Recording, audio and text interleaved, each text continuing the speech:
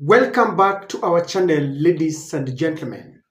Recently, the UDA government suspended licenses of 24 liquor companies, and they were accused of different charges. That action has reminded Kenyans of a period in which Uhuru Kenyatta suspended about 26 licenses, just the same thing that William Ruto has done. Except that when Uhuru suspended the licenses of the companies, the UDA regime back then, they were backing William Ruto, and William Ruto was the deputy president, accused Uhuru Kenyatta. I want you to look at what Pauline Njoroge was saying, because we were told Keroche breweries and London distillers among 24 companies whose licenses for manufacturing second-generation alcohol remain suspended pending standards compliance, government says. Pauline Njoroge remembered what happened during Uhuru regime, and she commented by saying 26 distillers were suspended under Uhuru's regime. UDA politicians opposed the move, using all manner of propaganda against the former president. As soon as they came into power, they reopened them. Glad to see we are now all on the same page. Uhuru was right. That is Pauline Njoroge. And because Pauline Pauline subscribes to the political ideologies of Uhuru Kenyatta, maybe she's lying. So let me give you a neutral reporter on this was on 2nd Wednesday, November 2nd, 22nd. 26 alcohol factories shut in Uhuru era tax disputes reopened. And we are being informed that at least 26 alcohol manufacturers who had been shut down during President Uhuru Kenyatta's administration have reportedly resumed operations as the new government continues to reverse actions taken in the previous regime. Reports indicate that the 26, including Thika-based Africa Spirits Limited, owned by businessman Humphrey Kariuki, Mount Kenya Breweries Limited, Rift Valley Brewing Company, and Wananchi Breweries Limited, which had been closed over different issues, but mainly tax disputes with KRA, have been reopened. When William Ruto got to power, ladies and gentlemen, he was obsessed by reversing Uhuru decisions. Talk of the subsidies and this alcohol, whatever, suspension of GMO, everything.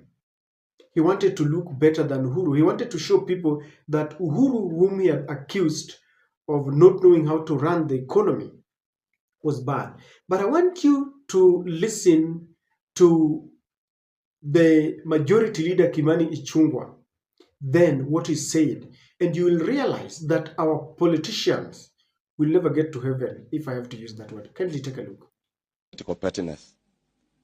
It is political pettiness and state capture when you see an industry built from the sweat of a hustling Kenyan family, Tabitha Karanja's Keroche company in Naivasha, today is being shut down because you want to bring a Danish company to come and brew beer in a private farm in Naivasha. That was Kimani Ichungwa. They were supporting William Ruto with very many propaganda, ladies and gentlemen. What exactly do you conclude when you listen to Kimani Ichungwa? Because I want us to delve into this discussion. Before we move on, I want to kindly request you to subscribe to our channel if you're watching for the first time, or you are our regular viewers but you have not yet subscribed. Please give us that support by subscribing. Click the notification bell to allow YouTube to notify you whenever we release a video. Give this video likes. This will really help promoting the video and help us share our videos. Again, to those who support us, ladies and gentlemen, from the bottom of my heart, allow me to thank you very much. Ladies and gentlemen, Sometimes when I look at Uhuru Kenyatta today, I really sympathize with him. There were a lot of things that were said about him.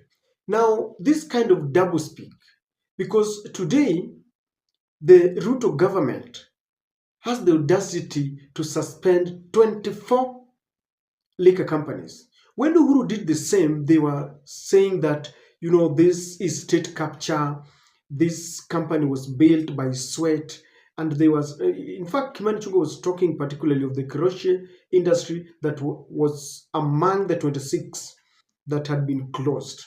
Today, Kirochi has been closed. Kimani Ichungwa is the majority leader. He's not talking. When politicians speak, you have to take whatever they're saying by a pinch of salt because they speak to suit where they are or where they're standing. And back then you listen, you could even sympathize with them, and they looked like people who really, cared for the Kiroche industry. And they were talking about a hustler because that was the narrative then. Lies were used to pit Uhuru Kenyatta against the electorates. And that is why many of us bought the narrative that Uhuru was bad. Uhuru was killing our economy. Uhuru never cared about the hustlers. And people voted against Raila Amolo Odinga because there were a lot of fallacies that were meted against Uhuru and Raila Amolo Odinga then. Today, when you look, because this was not the only scenario, when the prices of petrol went up, they said Kenyans were being bedeviled with very many problems that we could not allow the prices of fuel to go up. Today, they have increased the VAT on fuel. They were just misusing, what do I say, using us to get to power. Now that they are in power, there's nothing you can do. In fact, when Kenyans went to the street, they were killed for the same. The same thing they were criticizing under the Uhuru regime. When Kenyans went to the street to criticize and lament, they were killed. It shows that state capture was a choreographed plan, and I'm beginning to imagine that they must have just sat down somewhere in a meeting and decided that what we want to unleash as a campaign tool is state capture. And they told us that all the independent institutions had been captured by the state, including airport, KRA, name it. 2 years down the line after they took over power, there's nothing like state capture that they were talking about. In fact, this was just meant to campaign against Uhuru Kenyatta, to make people feel like Uhuru was taking all the money, using him for himself. I remember they were talking about his bank. They were talking about very many institutions, the milk industry, and they were saying that Uhuru had converted, the Kenyan economy into his own, the Kenyan states and offices into his own. It was like the Kenyatta family was running the economy of Kenya for their own benefit. It was not true because now you can see the double standard.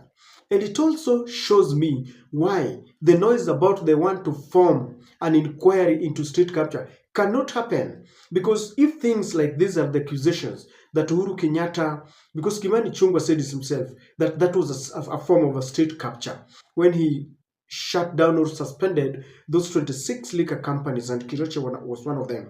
So can they form a commission to inquire into state capture when they themselves are shutting down liquor companies?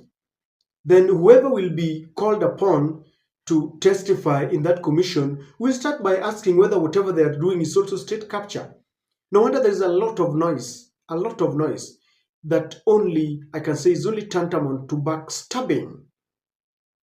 And I look at these people and I wonder, how cheap could we be how cheap and gullible could we be to be divided into classes? One hand is called the hustler, the other one is the deep state, the dynasty. And we are told the dynasty did not understand the pain of the hustler. And we yell. Do you remember how we were being told that there is an economic model that will be called bottom up? That for a very long time, the presidents that have come, the governments, the previous governments had always looked at the people at the top of the economic pyramid. That when Ruto was going to form a government, it was going to be a government of the hustlers, by the hustlers, for the hustlers. Today, look at even the appointments of the CSS. People like Kidero, Millicent Omanga, Dennis Itumbi. Look at them. Are they hustlers when you look at them? No wonder Uhuru warned people against electing his deputy, because he had worked with him. He had intelligence. He knew very well this was a choreographed plan to ensure that the campaigns just went against him so that they voted against his candidate. And he knew very well that as soon as these people would get power, they will reverse all the gains and people would start crying foul. People would start lamenting and regretting. Why? And you see, Uhuru prophecy has come to pass. Backstabbing was the order of the day. And when I look at Uhuru Kenyatta today, I mean, this is why he's so bitter. He's bitter because he knows very well all the fallacies that were made against him. They were obviously not true. And I know it pains him when he looks back and he realizes that Kenyans never listened to him. He warned them. When people are now crying about the high taxation, when doctors are on the street and Kenyans are saying we cannot be treated, and doctors are being told you go back to work, and State House is full of wastage. I know, Uhuru looks at Kenyans and there's nothing he can do. The other day he said there were a lot of traitors, people who betrayed him. And they're even betraying Kenyans now. And Kimani Ichungwa is just but one of them. And Kirochi is just but one of the issues that they talked about. And they were twisting everything that Uhuru had said and using it against him. Do you feel sorry as a Kenyan that you allowed yourself to be deceived, that you allowed yourself to be sold to some lies, and you bought into the lies and you voted? Now, 1.5 years down the line, you feel the pain. And as they say, regrets are grandchildren, they always come later. Just to make my Kiswahili teacher proud, majuto ni majukuu, yaja baadaye. I still remember those very words. What do you think, ladies and gentlemen? What message do you have for Uhuru Kenyatta, William Ruto, Kimani Ichungwa? Isn't this tantamount to backstabbing someone? Share with me in the comment section.